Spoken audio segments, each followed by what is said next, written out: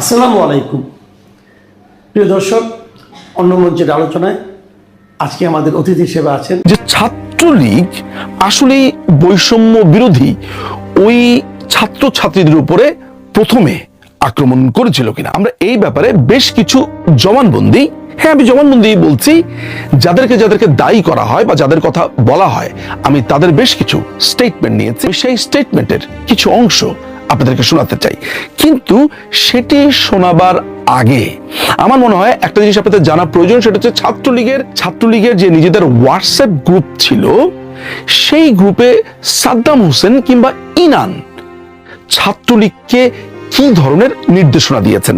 তিনি কি সেখানে নির্দেশনা দিয়েছেন যে এই কোটা নিয়ে যারা আন্দোলন করছে তাদের উপরে আক্রমণ করবার জন্য, তাদের উপরে চড়াও হওয়ার জন্য, তাদেরকে পেটাবার জন্য, মারার জন্য এই ধরনের কোনো কথাবার্তা বলেছিলেন? আমরা জানবো যে নিজেদের ব্যক্তিগত গ্রুপে, যেখানে একেবারে নিজেদের লোকজন, সেখানেই কি আলাপ করেছিল ছাত্রলীগের সভাপতি এবং সাধারণ সম্পাদক। আপনারা যারা মধুতে রয়েছেন সবাই শান্ত থাকুন, ওরা উস্কানি দেবে, আমাদের উস্কানিতে পড়া যাবে না। মাননীয় প্রধানমন্ত্রীর সাথে কথা হয়েছে, সবাই শান্ত থাকুন। সবার প্রতি আহ্বান থাকবে যে আমাদের দলীয় নির্দেশনা অনুযায়ী কোনো ধরনের উস্কানিমূলক ঘটনা যেন না ঘটে, সবাই যেন শান্তিপূর্ণভাবে অবস্থান করে, ন্যূনতম অনাকাঙ্ক্ষিত অপ্রীতিকর কোনো ঘটনা যেন না ঘটে।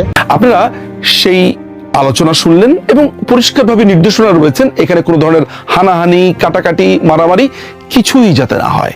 কিন্তু কি হয়েছিল সেদিন, অর্থাৎ 14 জুলাইয়ের পরের দিন 15 জুলাই ছাত্রলীগ তাদের সমাবেশ ডেকেছিল এবং এই ছাত্রছাত্রীরা যারা কোটা নিয়ে আন্দোলন করছিল তারাও সমাবেশ ডেকেছে, দুটো ডিফারেন্ট সময়ে। কিন্তু তারপরেও কথা উঠেছিল যে এই বৈষম্য বিরোধী ছাত্রছাত্রীরা ছাত্রলীগ ঠিক যেই সময় সমাবেশ ফেলেছে, ইচ্ছা করে তারা তাদের সেই সময় পরিবর্তন করে ছাত্রলীগের সময়েই তারা আন্দোলনের ডাক দেয় পরিবর্তিত কর্মসূচিতে। আমরা এই ঘটনাগুলো একটু জেনে নেব। কি হয়েছিল 15 জুলাই? দেখুন, 14 জুলাই যখন এই বিষয়টিকে কেন্দ্র করে শিক্ষার্থীদেরকে কিছুটা বিভ্রান্ত করে এই উস্কানিমূলক স্লোগানগুলোর আশ্রয় নিয়ে একটা পরিস্থিতি তৈরি করা হলো, তখনও সেদিনও কিন্তু আপনি দেখেন 14 জুলাইয়ের প্রথম প্রহরে তখনও কিন্তু তারা মধুর ক্যান্টিনে বাংলাদেশ ছাত্রলীগের কর্মীরা ছিল, সেদিনও কিন্তু তারা একটা উস্কানিমূলক পরিবেশ তৈরি করার চেষ্টা করেছে। ছাত্রলীগের নেতা কর্মীদের উপরে ঢিল নিক্ষেপ, এটা নিক্ষেপ, সেটা নিক্ষেপ, তারা চেয়েছে যে একটা পরিবেশ তৈরি করা। সেদিনও কিন্তু বাংলাদেশ ছাত্রলীগ খুবই ধৈর্যের পরিচয় দিয়েছে। ছাত্রলীগ তো সেদিনও মিছিল করেছে, মিছিল করার মাধ্যমে আমাদের বক্তব্য তুলে ধরেছি, আমাদের বিবৃতি তুলে ধরেছি, আমাদের জনমত বাংলাদেশের মানুষের কাছে আমরা পৌঁছে দেওয়ার চেষ্টা করেছি। এবং সেদিনও কিন্তু তারা উস্কানিমূলক পরিবেশ তৈরি করার চেষ্টা করেছিল। বাংলাদেশ ছাত্রলীগ সচেতন ভাবে সুকৌশলে সেদিনও কিন্তু সেটি এড়াতে সক্ষম হয়েছিল। এবং আপনি দেখুন 14 তারিখে আমাদের প্রথম দিকেই কিন্তু 14 জুলাই আমাদের কর্মসূচি ঘোষণা করা হয় যে পরের দিন বাংলাদেশ ছাত্রলীগ এটির প্রতিবাদে কর্মসূচি পালন করবে। পরে তখনও বৈষম্য বিরোধী ছাত্র আন্দোলন কর্মসূচি ঘোষণা করেনি। এবং আমরা কিন্তু সেদিন যদি তারা কর্মসূচি ঘোষণা করতো, বাংলাদেশ ছাত্রলীগের কৌশল থাকতো যে আমরা কখনো সেই অবস্থায় কর্মসূচি দিতাম না, কারণ আমাদের লক্ষ্যই ছিল সব ধরনের সহিংসতা এড়ানো, সব ধরনের ঘাত প্রতিঘাত এড়ানো এবং তাদের উস্কানিমূলক পরিবেশে আমরা যেন ফাঁদে পা না দিই, সেটি আমাদের লক্ষ্য। তাদের কিন্তু কোনো কর্মসূচি ছিল না। তারা হুট করে, আপনি জানেন যে অনেকটা তালেবানি কায়দায় ভোরবেলাও শেষ হয়েছে, তারা কিন্তু এই কর্মসূচি ঘোষণা করেছে। আমাদের কর্মসূচি আপনি জানেন যে আমাদের নির্ধারিত সময় প্রথম দিকে আমাদের যে কর্মসূচি ছিল সেটি ছিল দুপুর সম্ভবত 1টায় সম্ভবত আমাদের কর্মসূচি ঘোষণা করা হয়েছিল। এবং তারা ভোরবেলা কর্মসূচি ঘোষণা করে 12টার দিকে নিয়ে এই কর্মসূচিটি হুট করে তারা ঘোষণা করে। এবং আরেকটি বিষয় আপনি লক্ষ্য রাখবেন, যখন আমরা জানতে পারি ভোরবেলা, যখন আমরা জানতে পারি যে তারা কর্মসূচি ঘোষণা করেছে, তখন কিন্তু আমরা আমাদের প্রেস রিলিজ সংশোধন করে কর্মসূচিটি বরং আবার 3:30টার দিকে আমরা নিয়ে যাই, যাতে করে কোনো অনাকাঙ্ক্ষিত ঘটনা না ঘটে, কোনো অপ্রীতিকর ঘটনা না ঘটে। এবং সেদিন যখন 12টার দিকে তারা কর্মসূচি ঘোষণা করে সন্ত্রাস বিরোধী রাজু ভাস্কর্যের পাদদেশে, আমরা চ্যালেঞ্জ করে বলতে পারি, তথ্য প্রমাণ সহ আমরা বলতে পারি। এবং সেই ঘটনায় যখন আপনি লাইভ ভিডিওটি দেখবেন, সেটিতেও কিন্তু দেখতে পাবেন সেখানে কিন্তু শিক্ষার্থীদের প্রত্যাশিত সাড়া ছিল না। 15 জুলাই যখন দুপুর 12টায় সন্ত্রাস বিরোধী রাজু ভাস্কর্যের কর্মসূচি ঘোষিত হয়, পর্যাপ্ত সংখ্যক শিক্ষার্থী না আসার কারণে তারা কিন্তু নির্ধারিত সময়ে কর্মসূচি শুরু করতে পারেনি। নির্ধারিত সময়ের অনেক পরে তারা কর্মসূচি শুরু করেছে। এবং সেখানেও কিন্তু প্রাথমিকভাবে ঢাকা বিশ্ববিদ্যালয়ের শিক্ষার্থীদের উপস্থিতি খুব বেশি ছিল না। আমাদের বাইরের বিভিন্ন কলেজ, বাইরের কিছু বিশ্ববিদ্যালয়ের স্বল্প সংখ্যক শিক্ষার্থী কিন্তু সেখানে ছিল। তার মানে 11 জুলাই ইতিমধ্যে যে একটি রায় দেওয়া হয়েছে, সেটির ব্যাপারে শিক্ষার্থীদের একটা সমর্থন ছিল, কোটা সংস্কারের একটা আপৎকালীন সমাধান হয়েছিল। এবং একই সঙ্গে রাজাকার বলার কারণে সাধারণ শিক্ষার্থীদের থেকে তাদের যে বিচ্ছিন্নতা তৈরি হয়েছিল, সেটির কারণে কিন্তু তাদের কর্মসূচির একটি ফ্লপ, একটি রাজনৈতিকভাবে শিক্ষার্থীদের সমর্থন তারা অর্জন করতে পারেনি। তো সে কারণেই তারা যেটি করার চেষ্টা করেছে যে তারা 12টার কর্মসূচি 1টার দিকে শুরু করে তারা জানে বাংলাদেশ ছাত্রলীগের পূর্ব ঘোষিত কর্মসূচি রয়েছে, সেটিকে কিন্তু তারা টেনে টেনে লম্বা করার চেষ্টা করেছে। 3:30টা বেজেছে, তখনও কিন্তু তারা সন্ত্রাস বিরোধী রাজু ভাস্কর্যের অঙ্গনটি ছাড়েনি। এবং বাংলাদেশ ছাত্রলীগ সচেতন ভাবে, আপনি জানেন যে যখন তারা নির্ধারিত সময়ের অতিক্রান্ত হওয়ার পরও তারা সেই রাজু ভাস্কর্যের পাদদেশ ছাড়ছে না। আমরা কিন্তু রাজু ভাস্কর্যের পাদদেশ দূরের কথা, ক্যাম্পাসের কোথাও আমরা সংগঠিত হওয়ার চেষ্টা করিনি, কারণ আমরা চেয়েছি যে তারা কর্মসূচি শেষ করবে, তারপর বাইরের বিভিন্ন শিক্ষা প্রতিষ্ঠান থেকে, বিশ্ববিদ্যালয়ের হলগুলো থেকে আমাদের ছেলেমেয়েরা আসবে। তো এর মধ্যে তারা যেটি করেছে, আপনি এটিরও লাইভ ভিডিও পাবেন, প্রথম আলোর আপনি সরাসরি বিবৃতি পাবেন, এবং অন্যান্য যে গণমাধ্যমগুলো রয়েছে, টিভি মিডিয়াগুলো রয়েছে, তাদেরও কিন্তু আপনি ভিডিও পাবেন। তারা এই 3:30 4টার দিকে আপনি দেখবেন যে যখন ছাত্রলীগ কোথাও নেই বা কোথাও মুখোমুখি হওয়ার মতো কোনো বাস্তবতা নেই, তখন তারা কি করলো, সন্ত্রাস বিরোধী রাজু ভাস্কর্যের পাদদেশ থেকে উস্কানিমূলক স্লোগান দিয়ে, এবং হুট করে মারামারি শুরু হয়েছে, বিষয়টা কিন্তু তা নয়। আপনি দেখবেন যখন এটি নিয়ে কোনো আলোচনা নেই, যখন ছাত্রলীগ আশপাশে নেই, তখন কিন্তু তারা লাঠি সোটা হাতে দেশীয় অস্ত্র শস্ত্র নিয়ে কিন্তু তারা মল চত্বর পার হয়ে এই বিজয় একাত্তর হল, কবি জসিমউদ্দিন হল, বঙ্গবন্ধু হল, মুক্তিযোদ্ধা জিয়াউর রহমান হল, এই হলগুলোর আশপাশে কিন্তু তারা ইতিমধ্যেই সমবেত হওয়ার চেষ্টা করছে। যে আমরা আমাদের শিক্ষার্থীদেরকে এই কর্মসূচিতে উপস্থিত হতে সময়টা পিছিয়ে আমরা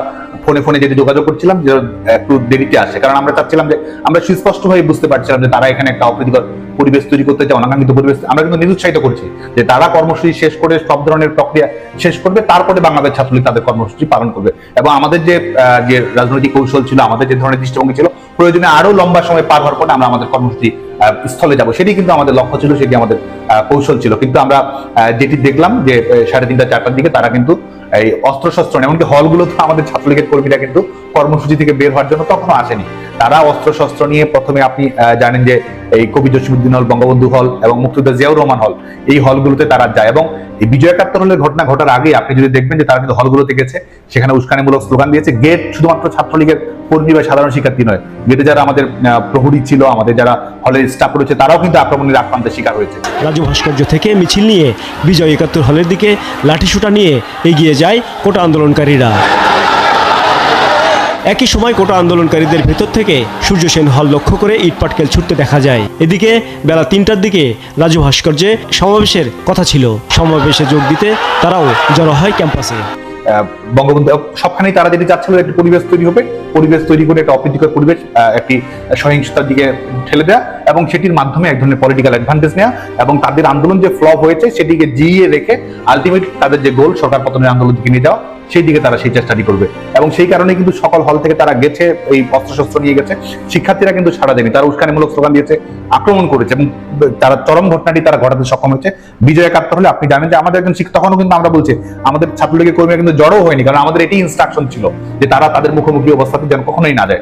প্রথমবারের মতো আমাদের বিজয় একাত্তর হল ছাত্রলীগের একজন নেতা, আমাদের সাবাত, তাকে কিন্তু আপনি দেখবেন যে ভিডিওতে কিভাবে, আপনি প্রথমে দেখবেন যে তারা লাঠিসোঁটা নিয়ে বিজয় একাত্তর হলে বাইরে কিভাবে আছে, দ্বিতীয় আপনি দেখবেন যে তারা কিভাবে উপরের দিকে লাঠিসোঁটা নিক্ষেপ করছে, পাথর নিক্ষেপ করছে, তৃতীয় আপনি দেখবেন যে গেটে ভাঙচুর করা হচ্ছে, হলের অভ্যন্তরে বাগানে ভাঙচুর করা হচ্ছে, এবং সেই বাগানের মধ্যেই কিন্তু এই সাবাতকে আমাদের কিভাবে নেকটারজনক ভাবে তার উপর তার মাথা একেবারে আতঙ্কগ্রস্ত অবস্থার মধ্যে সে পৌঁছে, প্রচন্ড ভাবে তাকে মারধর করা হয়, মারপিট করা হয়, দেশীয় অস্ত্রশস্ত্র দিয়ে আঘাত করা হয়। এবং আপনি জেনে অবাক হবেন, খুবই মজার বিষয়, এই ছবিকেও তারা প্রচারণা চালিয়েছে যে বাংলাদেশ ছাত্রলীগের কর্মীদের আক্রমণ করেছে বৈষম্য বিরোধী ছাত্র আন্দোলনের, অথচ সেই কর্মীটি কিন্তু আমাদের। জানলেন, কিন্তু এই ছাত্রলীগকে প্রথমে আক্রমণ করেছে কে, কিভাবে?